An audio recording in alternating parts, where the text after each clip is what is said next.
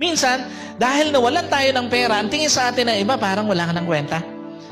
Yung mga taong napuno ng utang, minsan, ang tingin ng iba, parang wala ka ng kabuluhan. Sino po rito nakaranas na sa business na nagka-problema? At nung magka-problema, ang tingin ng mga tao sa'yo, parang wala ka ng kakwenta-kwentang tao. Wala ka ng halaga. Alam niyo po, may mga pagkakataon ng ating buhay, nung tayo'y maraming pera, parang ang dami nating kaibigan. Napansin niyo po yan? Ang ganda ng tingin sa'yo, ang ganda ng pakikisama sa'yo.